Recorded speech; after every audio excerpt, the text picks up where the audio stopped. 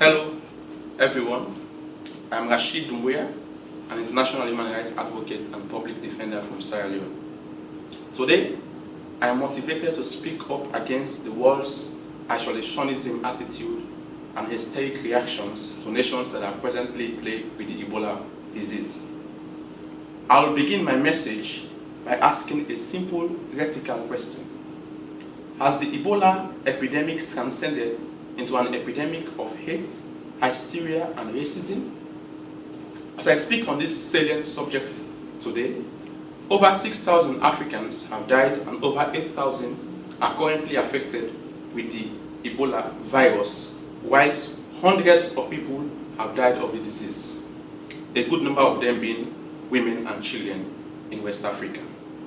The scale of the impact on socioeconomic life has just been unbearable. Virtually everything is at a standstill in these countries. Schools and universities have been closed for months now, and so also is import, export trade, and economic investment. However, with the outbreak of the Ebola in the United States of America in recent times, we have witnessed an upsurge of reactions in policies and laws from especially among developed nations against countries and citizens from Ebola-affected areas and regions. As justified as some of these reactions could be, the implementation and enforcement of them have currently given birth to a tsunami of contagious diseases that are perhaps far worse and harmful than the Ebola virus they were meant to kill. Today, far more contagious than Ebola is the development of a new virus of hysteria, hate, racism, and ignorant discrimination that immigrants in general and Africans specifically who are coming from among affected countries are currently enduring in the world. Aside the good number of people that are currently being shunned and mocked for having visited or even for simply having been born in one of the affected countries afflicted with Ebola, others have faced discrimination for simply living in the same neighborhood where a single Ebola patient had once lived. For instance, even before Liberian Thomas Duncan died from Ebola in the USA, immigrants who live in Dallas, Texas neighborhood faced subtle discrimination and other forms of disrespect and inhumane stereotypes. A lot of blacks from West Africa origin were reported to have been turned away from local jobs, stores, and restaurants for fear of Ebola transmission. Reports even indicated that universities and institutions of learning were also guilty of such ignorant discrimination. Navarro College, for example, has recently denied admission to 2 Nigerian students, not because they were diagnosed with Ebola, but simply because they were from a country that was then affected by the disease. Though Nigeria had done a great job in containing the virus, it may perhaps be too late for Navarro College to overturn its blatant act of discrimination and denial of the rights to education of the 2 poor, innocent Nigerian chaps into their academic institution. Even in the field of play, incidents of discrimination against nationals of Ebola countries have also been evident.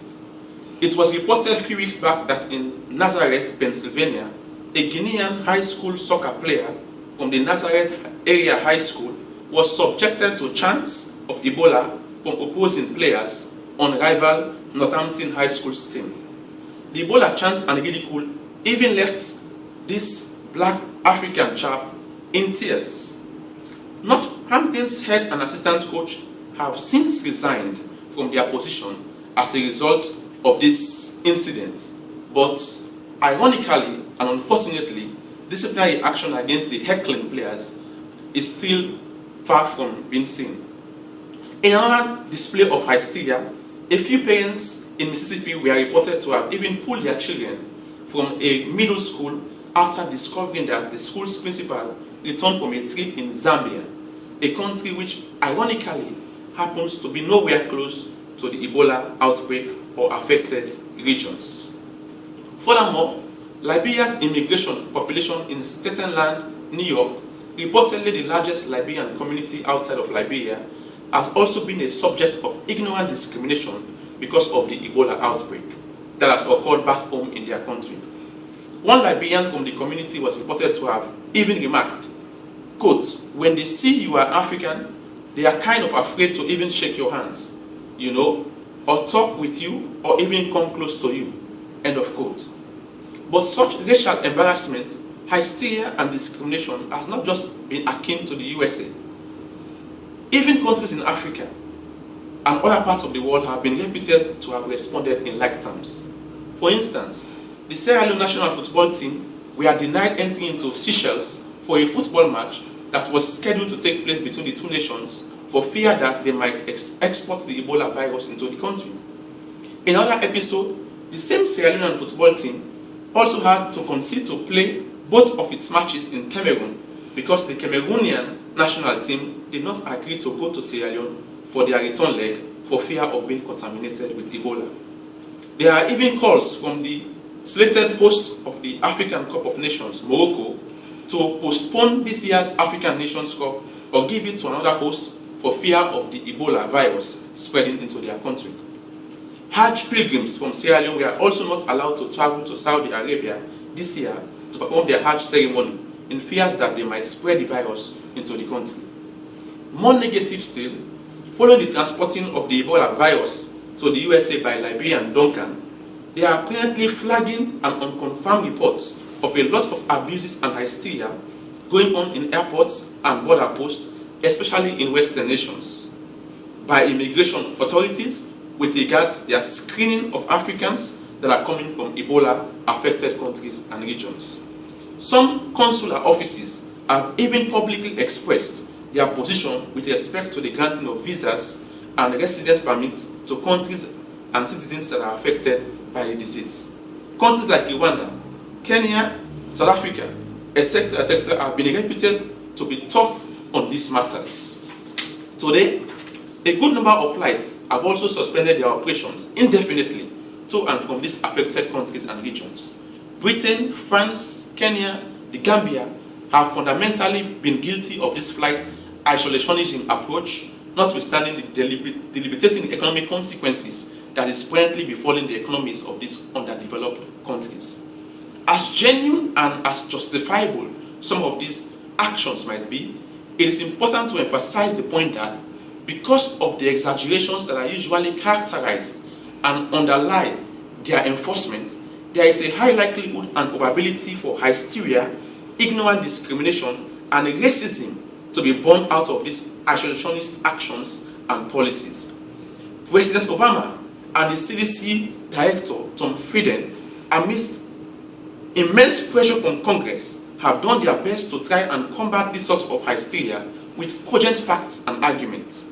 President Obama, in his weekly White House address to the US public, has openly remarked, I quote, "We don't want to isolate parts of the world or people who are not sick with the virus because that's going to drive patients with Ebola underground and making it more difficult, if not impossible, to address the outbreak," end of quote.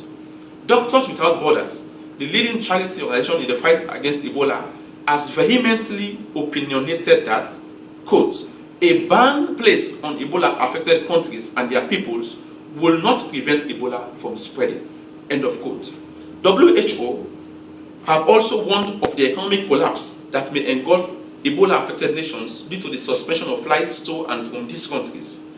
As an alternative and precautionary measure, the World Health Organization have openly called for states and airlines to be more robust on border and airport screenings and temperature monitoring and check-ins, rather than practicing isolationist attitudes and tendencies to these countries. This is the kind of message that the world needs to hear now, especially as the Ebola virus continues to spread across frontiers. As justifiable and understandable as these fears might be, it is vital for people and states in safer regions to be rational in their response to peoples from affected Ebola countries and show a great deal of empathy and magnanimity towards their predicament situation. Enforcing stereotypes against African peoples, making racist chants, discriminating against entire neighborhoods, nations, regions, and isolating whole countries will only create unnecessary divisions and tensions in a world and further incentivize distrust and dishonesty and disunity around a global health problem that requires a unified response. This is all the more reason why I have decided today to stand up and speak out, adding my voice to the call of WHO, Doctors Without Borders, the CDC, and President Obama in launching my campaign known as Ebola Affected Nations, Show Us Empathy, Not Enmity, in a bid to change hearts and minds. This campaign is a clarion call to the world community of peoples to show the affected Ebola communities and regions empathy, not enmity. It is a campaign that aims to see a total change in attitudes and response towards people that are affected with Ebola, and also people living in countries and regions affected with the disease. In totality, the campaign fundamentally aims to achieve an outcome that is more rational and humane towards countries that are presently plagued with the virus. I quote, "For it is only when nations around the world become a home to the homeless, a care to the affected, and a love to the heartbroken, that our humanity may find true happiness and fulfillment." End of quote. Thank you, and may God heal the world from this deadly scourge. Let's show empathy, not enmity. God bless us all. Thank you.